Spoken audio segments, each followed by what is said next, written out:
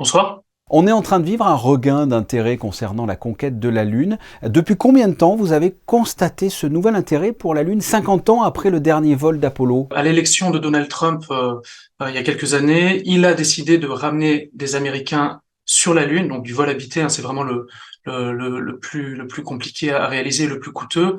À partir de ce moment-là, voilà, les États-Unis ont donné une impulsion assez forte à l'exploration lunaire. Et quel est concrètement l'intérêt? Parce que ce n'est pas pour les matières premières, a priori. Pourquoi on fait ça? Fondamentalement, c'est de l'exploration, hein. C'est comme à l'échelle d'un individu vouloir aller explorer derrière la colline, hein. Juste parce qu'elle se trouve là, on veut y aller. À l'échelle disons d'une espèce, l'espèce humaine, on pourrait dire la Lune se trouve là, donc naturellement, il va y avoir quelques individus qui, voilà, au fil de notre histoire, voudront s'y rendre pour aller l'explorer et qui s'en donneront les moyens. C'est politique finalement, c'est idéologique, c'est un signal fort que vous envoyez à votre nation, au reste du monde lorsque vous avez réussi cette prouesse technologique d'atterrir sur la Lune. Hein. Atterrir sur la Lune, même en 2023, c'est compliqué. Certains se cassent encore les dents sur cet objectif.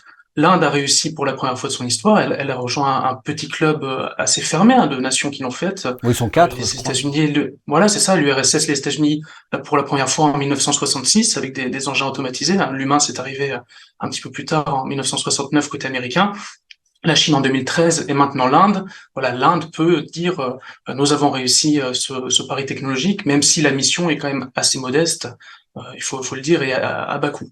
Il n'y aurait pas aussi un intérêt militaire avec les tensions actuelles, comme par le passé, hein, je pense à la guerre froide avec la baie des Cochons au début des années 60, où la Russie, à l'époque, avait placé des missiles à Cuba, hein, pour être apportés des États-Unis. Est-ce que la Lune pourrait être une plateforme pour quelque chose de malveillant, ou je suis dans la science-fiction en vous demandant ça, comme l'étoile noire dans Star Wars? La guerre dans l'espace, les tensions, ça se produit davantage en orbite basse autour de la Terre. Hein. C'est là qu'il y a vraiment des intérêts à s'y trouver, ne serait-ce que pour observer en contrebas notre planète et les activités des adversaires, on va dire. Voilà, on constate depuis quelques années, parce que la technologie devient assez mature pour le faire, des mouvements un peu hostiles sur orbite terrestre, dont des visites entre satellites, des satellites qui s'approchent, qui démontrent être capables de pouvoir, disons, neutraliser un autre satellite sans le faire pour autant. La Lune a un intérêt donc pour la conquête de Mars, hein, comme une rampe de lancement, c'est ça?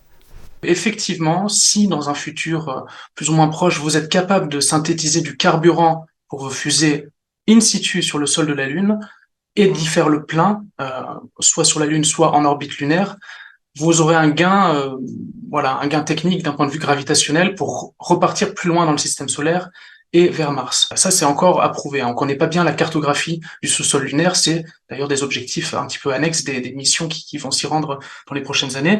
Euh, la deuxième raison pour laquelle on parle de rampe de lancement de la Lune pour aller vers Mars, c'est plutôt sur le front de l'apprentissage. C'est-à-dire que la Lune, elle est ni trop loin, ni trop proche, pour pouvoir apprendre à voyager longtemps dans l'espace. Hmm.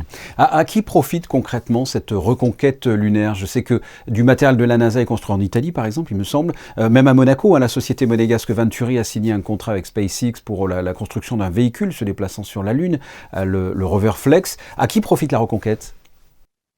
Oui, alors vous avez raison de citer ce type d'exemple, puisque une des utilités aussi de ces conquêtes, enfin je préfère parler d'exploration que de conquête, hein, parce que c'est encore très ponctuel, c'est effectivement l'industrie. C'est-à-dire que ce sont pour beaucoup, pour l'instant, des programmes publics, c'est de l'argent public qui finance ces missions-là, principalement par le biais des agences spatiales, l'Agence spatiale européenne, l'ESA, la NASA, le CNES, voilà.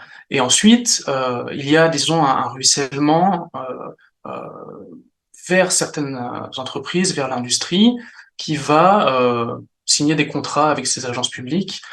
Et donc des entreprises vont bénéficier de ces missions-là pour pouvoir voilà, faire croître leur activité, faire croître leur savoir-faire,